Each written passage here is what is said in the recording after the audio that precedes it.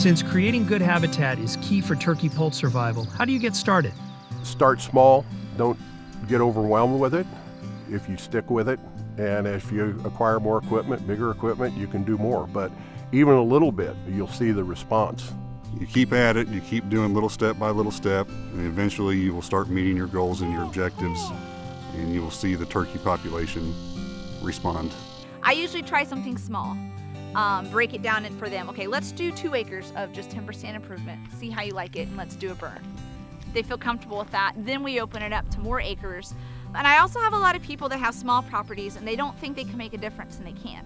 I don't care if you own half an acre. I don't care if you own 1,000,000 acres. You can still make a difference. So even on a half an acre, I have a pollinator plot at my house, half an acre. I have quail in there. I've had turkeys go through there. They still benefit off of what you do. So you can make a difference, big or small properties. As long as you're doing something, especially pollinator-wise, and doing some native warm season grasses and forbs, it helps out for everything in the future. But they found that when you had regular prescribed fire on the landscape, your predator densities went down. Starting small doesn't mean there isn't some big help available to Missouri landowners. There's great organizations like NWTF that help with prescribed burn associations, funding landowners to have the tools to implement prescribed fire. And of course, Missouri Department of Conservation, they've helped with some cost share opportunities here with pollinator plantings, which create great brood rearing patches and nesting cover years we don't burn. Just working with them, having them as a resource to lean on, especially first-time landowners. If you're not familiar with them, and get in touch with your local one, they can help guide you so you don't have to learn this at the same time you're trying to do it. You can actually be taught while preparing to lay out the habitat work. You talk about the programs, but it's really the people. And when I first started, I thought I knew what I was doing, but the more I talked to them, the more I realized I didn't quite have the formula down. It's been important to work with those people to give you the background.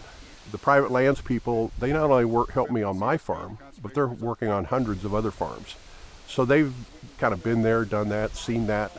That doesn't work, this does work, I've seen this work. So you're kind of crazy if you don't take advantage of that knowledge base. I have that a little bit managed. The Missouri Department of Conservation and the National Wild Turkey Federation have joined forces to provide real-world help.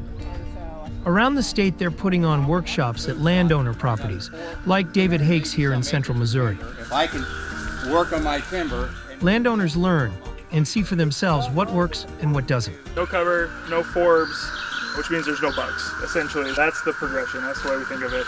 And the reason there's no cover is because the canopy's too close. You don't see much sunlight on the ground, right? There's a thatch, right, of leaves. So those are sort of things. If you're walking through the woods and you're hearing crunchy leaves, like, A, you probably need a burn, and B, it's probably not actually very good food cover.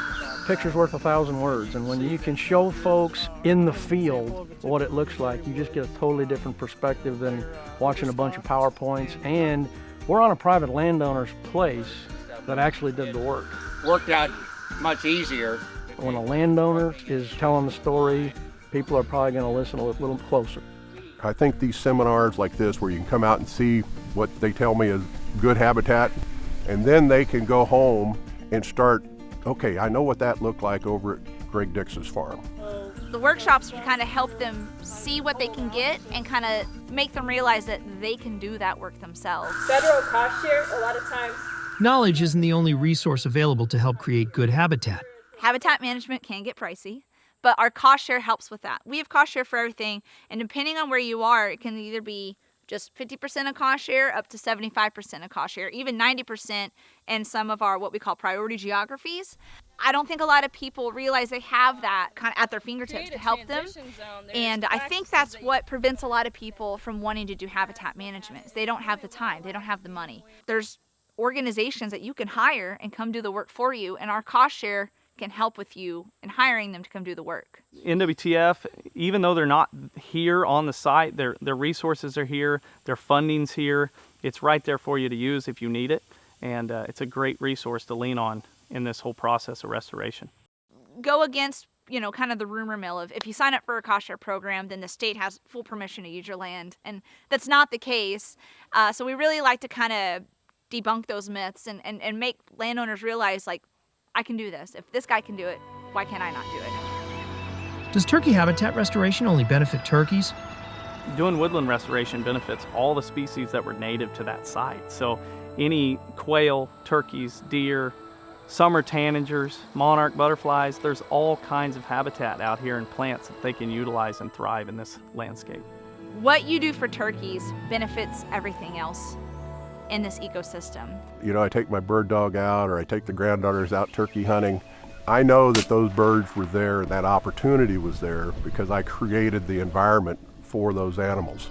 Well, we are a resource here for private landowners across this part of the state, and it is our job to, try to make their goals and objectives for their property a reality. Would I rather be at the golf course sweating playing golf all Saturday, or would I rather be out here? And I'd rather be out here because it's impactful. This is something that, I have 4 children, and I think what I'm going to hand to them one day is going to be in much better shape than the way I found it, and that's something I love to live by. Seeing the amount of impact that we have on the wildlife, you hear all kinds of people talk about where are the whippoorwills, or where are the quail, or why are the turkeys declining, and all I can say, it's not happening here. That satisfaction, I don't know what other reward is like that. It's kind of the fruit of your labors. You may not see a turkey all summer, but you do the hard work, and come springtime, the timber is just rattling with their gobbles. Get started today by contacting a land conservationist to set up a free site visit.